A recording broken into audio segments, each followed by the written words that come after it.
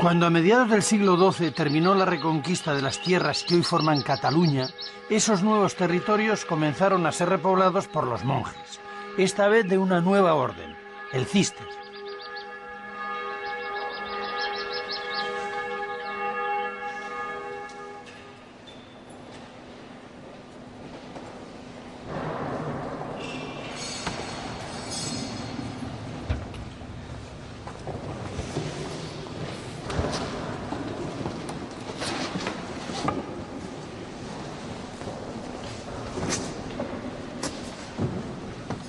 La Orden del Císter surge en Francia a finales del siglo XI de una escisión de la Orden benedictina. Frente al relajamiento de la vida monástica en los monasterios benedictinos, los cistercienses vuelven al cumplimiento estricto de la regla de San Benito. Predican la vuelta a la espiritualidad a través del trabajo y de la oración. Sus monjes, que adoptan el hábito blanco como símbolo de pureza, recobran el trabajo manual y pronto adquieren fama de disciplina, pobreza y santidad.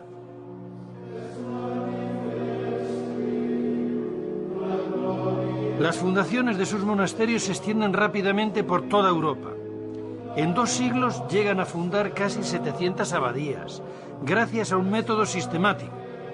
Cuando un monasterio está ya consolidado, este, que ellos llaman la Casa Madre, envía a 12 monjes a fundar otro en un nuevo lugar.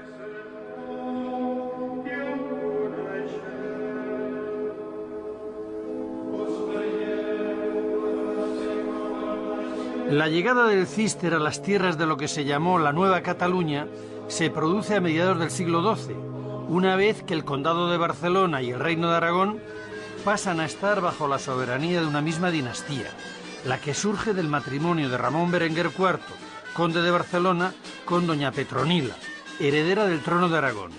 Ese es el casamiento que da origen a la corona de Aragón.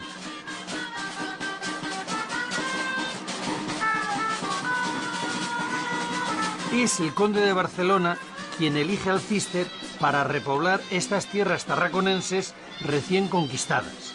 Los monjes cistercienses son buenos agricultores y además prefieren los lugares apartados para poder dedicarse exclusivamente al trabajo y a la oración. Ellos serán los que pongan en valor estos campos hasta entonces improductivos.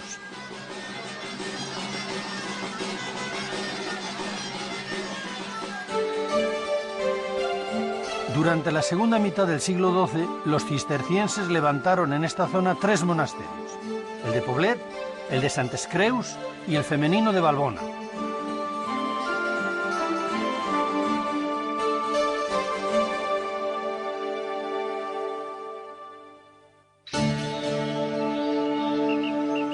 Los primeros en llegar a Poblet son 12 monjes franceses, de la abadía de Fonfría.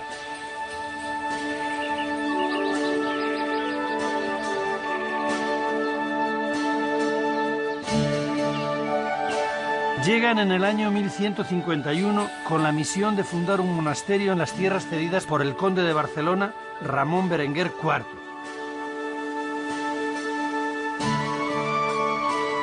El monasterio de Santa María de Poblet es el primer monasterio que el Císter establece en lo que ahora es Cataluña.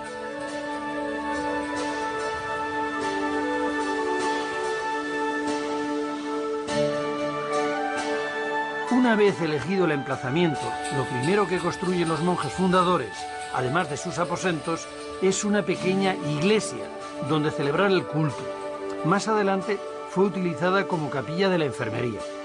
Actualmente es la capilla en la que los monjes celebran los oficios religiosos durante las horas en que el monasterio está abierto a los visitantes.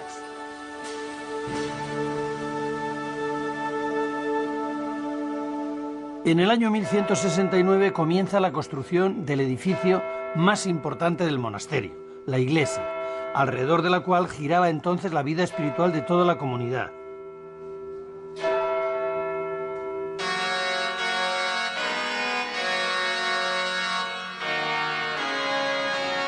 De alguna manera, la calidad de la obra del templo determinaba la categoría del cenobio y su prestigio eclesiástico y civil.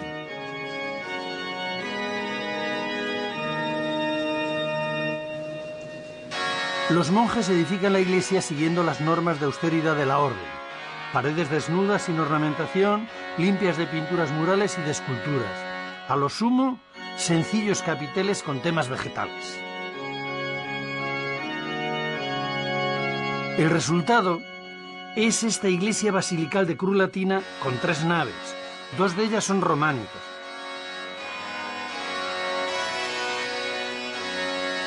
En la cabecera tiene un ábside central y rodeando el altar una girola con 5 capillas con sus correspondientes ábsides.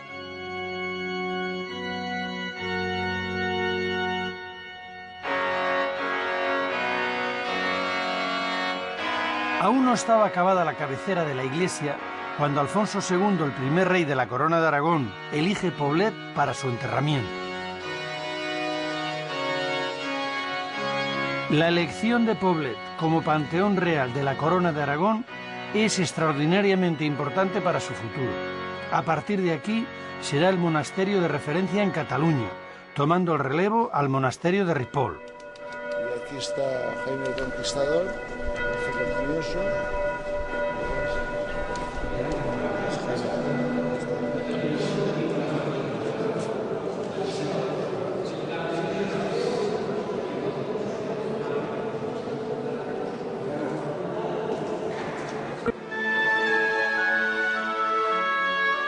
Normalmente, a la hora de levantar el monasterio, los monjes fundadores reproducen la planta de la casa madre.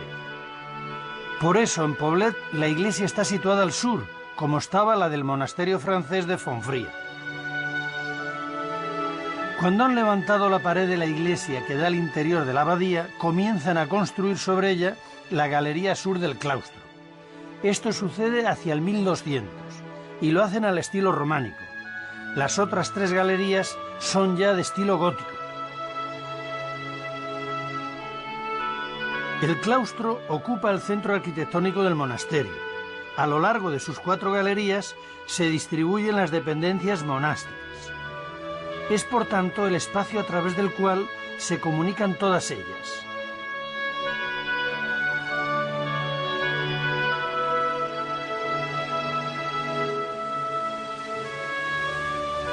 El templete del lavatorio dentro del claustro es típico de los monasterios cistercienses franceses. Servía para que los monjes se lavasen las manos antes de entrar en el comedor que está situado enfrente. El templete es de forma hexagonal. Está cubierto por una gran cúpula sostenida por columnas decoradas con una gran variedad de temas vegetales en sus capiteles. La enorme pila de agua tiene 31 chorros.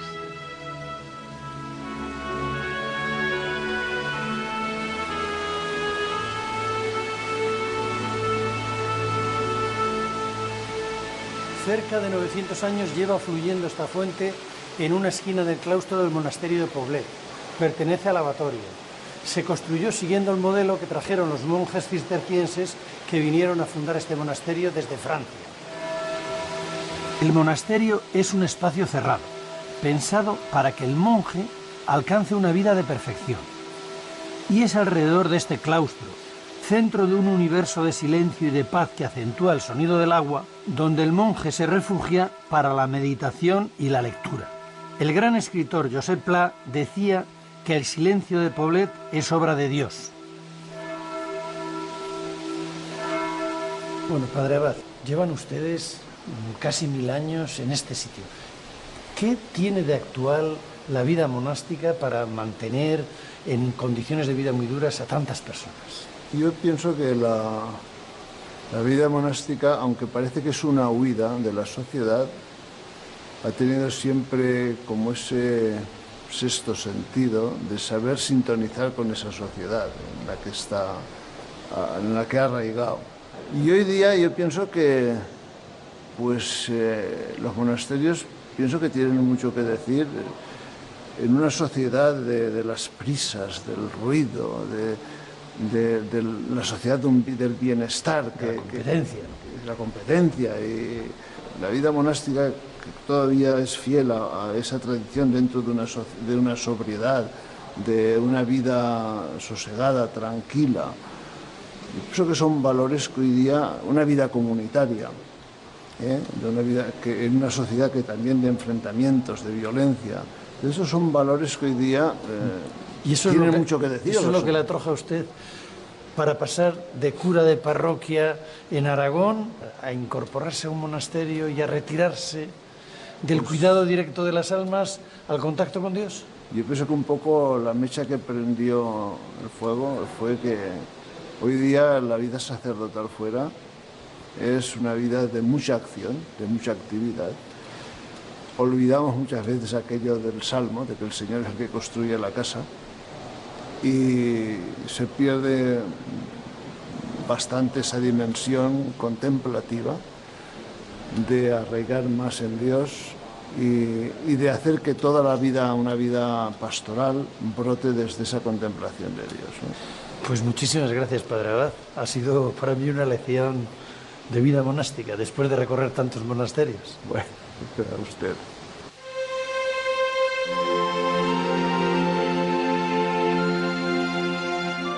Además del claustro mayor, el monasterio de Poblet tiene otros dos más.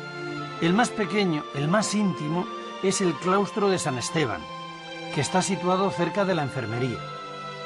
Es románico, de planta rectangular y está decorado muy austeramente. Los arcos tienen un doble bocel a cada lado y están sostenidos por pilares, donde los capiteles han sido sustituidos por unas sencillas impostas decoradas con motivos vegetales.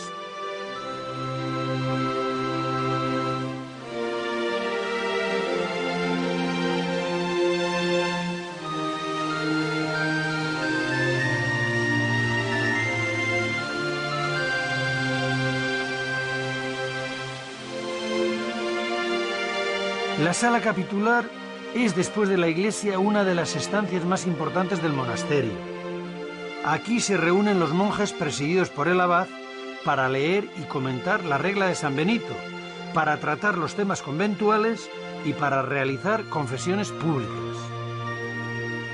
Se construyó a comienzos del siglo XIII, con un esmero especial. Es un cuadrado de 15 metros de lado, muy diáfano, sin apenas obstáculos que impidan la visión. Padre Jesús, este era el armario. ¿Aquí cabían todos los libros del monasterio? Bueno, es que el monasterio tenía pocos libros. Hasta la invención de la imprenta, un monasterio con 200 libros era una cosa casi única en Europa, como Ripoll. Entonces los monasterios tenían una biblioteca adaptada a sus circunstancias. No era como ahora, que claro, hay miles y miles de volúmenes. Y el armarium servía para esto, para tenerlos bien guardados. Esto es una reconstrucción, no es el original, porque generalmente todos los armariums se perdieron en el siglo XVI, una vez que la biblioteca se ampliaron con la imprenta. Había muchos herrajes y muchas llaves, pero antes había una cadena que ligaba todo el armario como si fuera una caja de caudales, ¿no? La historia que nos cuenta Humberto Eco en El nombre de la rosa es una invención, porque no había ningún monasterio medieval que tuviera aquella fantástica biblioteca. Claro, es imposible, es una licencia artística, digamos, del autor, ¿no? Es decir, aquella biblioteca en el siglo XIV es imposible, ni un monasterio, ni una catedral, ni el Vaticano, digamos, ¿no? Es decir, es muy bonito leer aquel laberinto y toda la novela es muy buena, pero es pura fantasía del autor de la novela, ciertamente. Unos pocos libros bien conservados y trancados con llave. Sí, sobre todo eso, bien cerrados, porque era un bien muy precioso. La prueba es que muchas veces en los saqueos o en los robatorios se iba muy a coger los libros, se llevaban los libros, ¿no? Porque los libros, aparte que eran libros muy preciosos, la mayoría, claro, libros corales, hechos a mano, claro, con letras muy preciosas, muy decorados.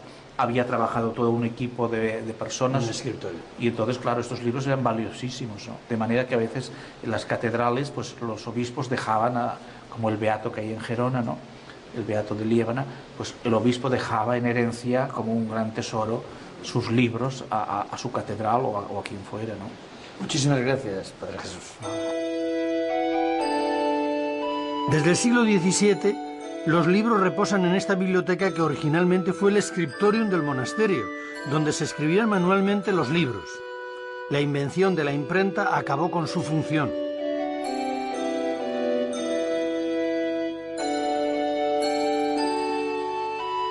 Esta sala rectangular con chimenea es el calefactorio, donde los monjes de otros tiempos se calentaban en los días fríos del invierno. Este es el refectorio. Su construcción es de finales del siglo XII. Lleva, por tanto, cerca de 9 siglos siendo el comedor del monasterio de Poblet. En él se reúne 3 veces al día toda la comunidad.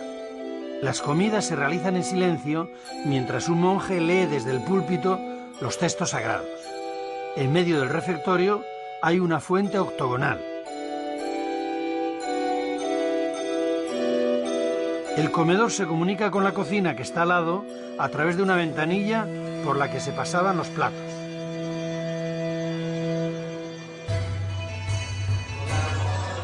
La cocina, sin embargo, hace ya mucho que dejó de ser utilizada, aunque conserva algunos de los utensilios que se empleaban antiguamente para cocinar. Todos los monjes pasaban por aquí. La regla de San Benito dice expresamente que nadie quedará dispensado del servicio de cocina. También cerca de la cocina está el refectorio de los legos o conversos. Estos eran los servidores laicos que ayudaban a los monjes en las tareas agrícolas y que también vivían en el monasterio, aunque fuera de la zona de clausura. Este comedor es del siglo XIII y en el siguiente siglo pasó a ser la bodega del monasterio.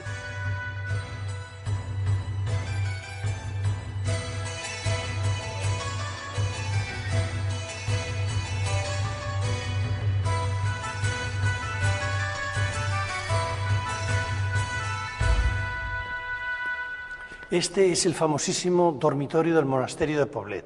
Tiene una longitud de 90 metros, equivale a un campo de fútbol, y su altura es de 14, o sea, una casa de 5 pisos.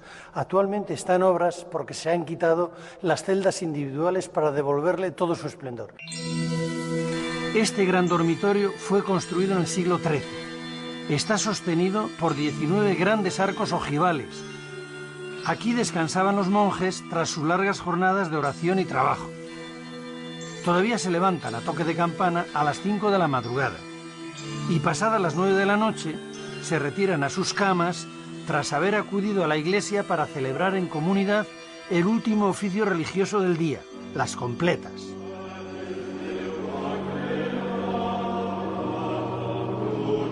Y así, con este ritmo de oración y trabajo, continúan los monjes de Poblet desde 1151 hasta el día de la fecha.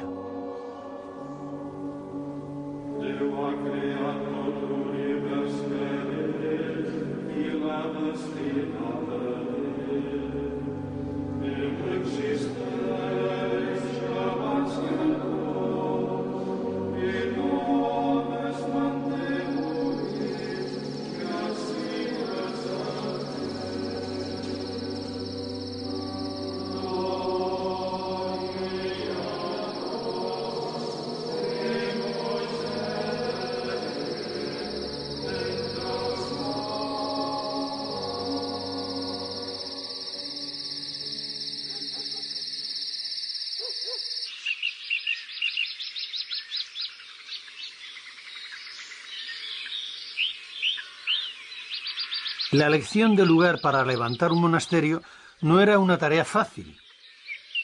En el caso de este monasterio, el de Santes Creus, los 12 monjes fundadores que vinieron de la abadía francesa de la Gran Selva probaron en otros 2 lugares antes de encontrar este emplazamiento.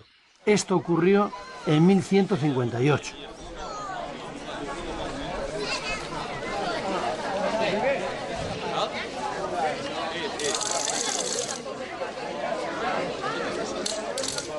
La primera etapa constructiva duró unos 100 años, los que van de finales del siglo XII a finales del XIII, y es de estilo románico.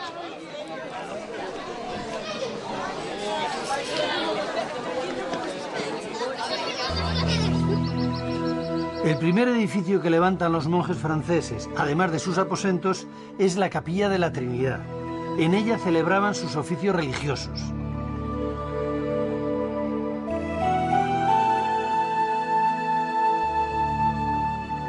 Junto a la capilla hay un claustro que fue construido con la piedra procedente de las demoliciones de las primeras dependencias monásticas.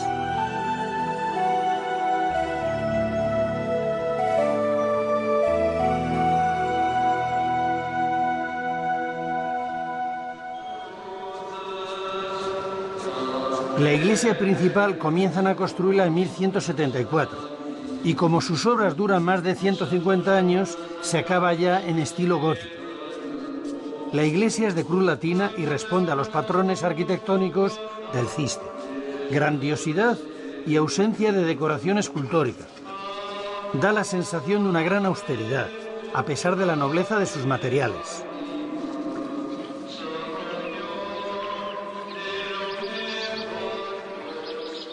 En la cabecera tiene un gran rosetón que apenas se ve porque está tapado por un retablo barroco.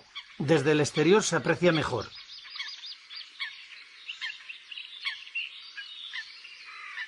A mediados del siglo XIII, el rey Pedro III el Grande elige Santes Creus para ser enterrado. A partir de ese momento, el monasterio cuenta con el patrocinio de la Corona de Aragón.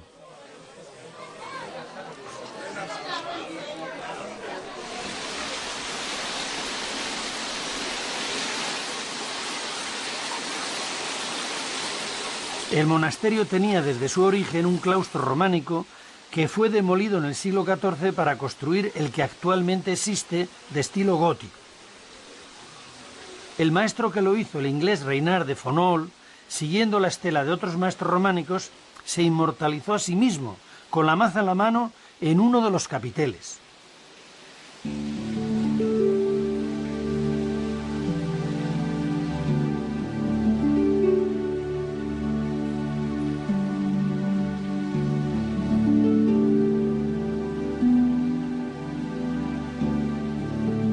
Lo único que se conserva del claustro primitivo es el templete que alberga la pila de lavadero. Los monjes se lavaban en ella las manos antes de entrar en el refectorio.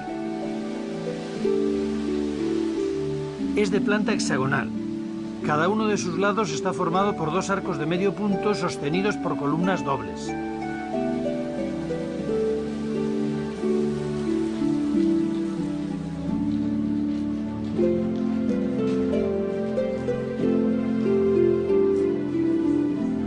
La sala capitular, situada en el centro del ala oriental del claustro, es muy parecida a la de Poblet, aunque un poco más pequeña.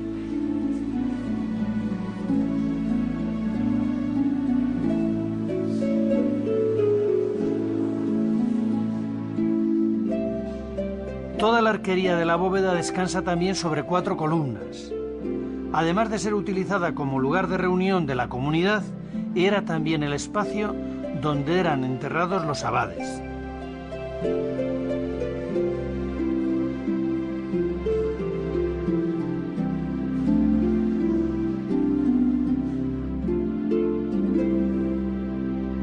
Pegada a la sala capitular está la escalera por la que se sube al dormitorio de los monjes. La estancia, completamente diáfana, tiene 46 metros de largo, la mitad que la de Poblet. Aquí, inicialmente, dormían en jergones tendidos en el suelo los 50 monjes que tenía el monasterio. En uno de sus extremos tiene otra escalera, la llamada escalera de Maitines, que se utilizaba para acceder directamente a la iglesia desde el dormitorio para el primer rezo de la mañana. Los monjes cistercienses fueron unos reputados técnicos agrícolas. Ellos, con la ayuda de los conversos, cultivaban personalmente los huertos que quedaban dentro de la tapia monástica, así como las fincas próximas que quedan fuera del monasterio. Lograr el autoabastecimiento era vital para la comunidad, que entre monjes y conversos alcanzaba el centenar de personas.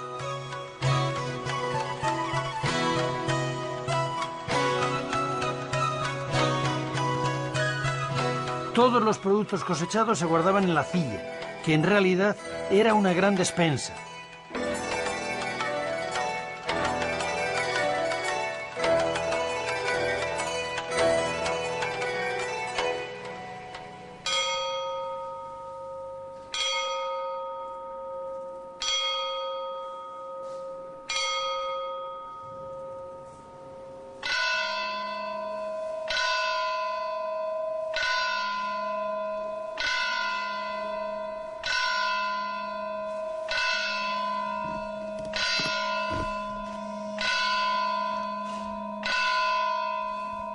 Desde el año 1175 llevan las monjas cistercienses viviendo en este monasterio, el de Santa María de Valbona, el cenobio cisterciense femenino más importante de Cataluña. Sus fundadoras son monjas navarras del monasterio de Tulebras.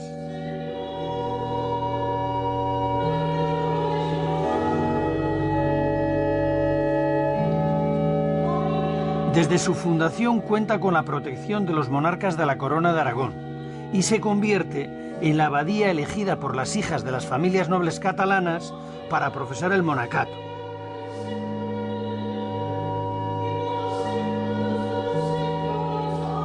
Es tan grande la demanda para entrar en él que la comunidad de monjas llega a ser de hasta 150.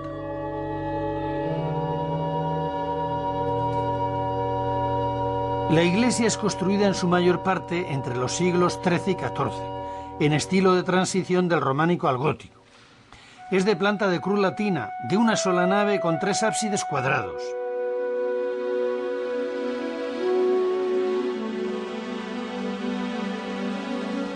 En la intersección de la nave con el crucero tiene una cúpula octogonal fantástica.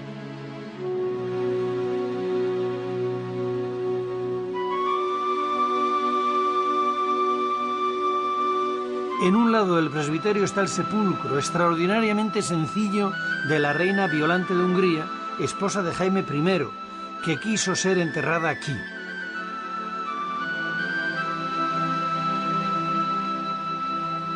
La puerta principal de la iglesia está decorada con uno de los primeros relieves de la Virgen María que aparecen en un tímpano en Cataluña.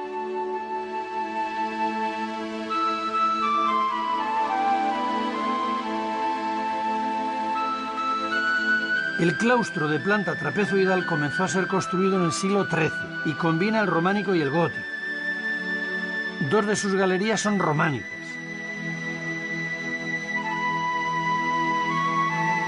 Los arcos de medio punto están agrupados de 3 en 3 bajo otro arco apuntado y tienen un rosetón en el tímpano.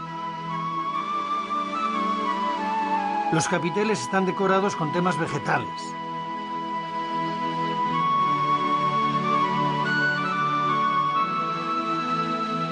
En este claustro se veneraba una virgen románica, conocida como la Virgen del Claustro, que ahora ha encontrado acomodo en una pequeña capilla. Es una fantástica talla del siglo XII labrada en piedra.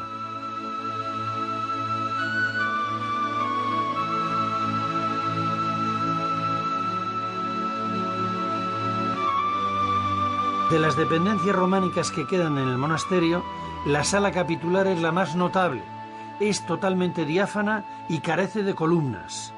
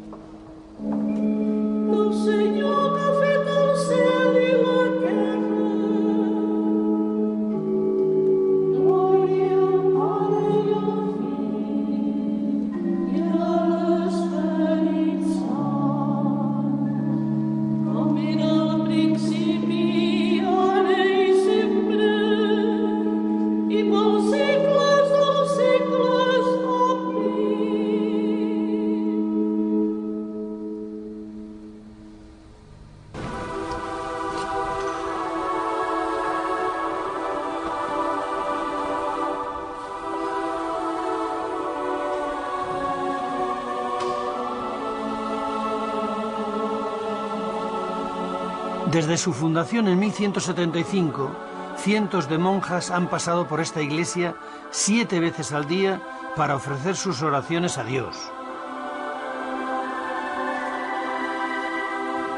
Ahora una docena de ellas, con sus rezos y su trabajo, continúan manteniendo vivo el espíritu que hace ya 9 siglos la Orden del Císter puso en pie en este lugar.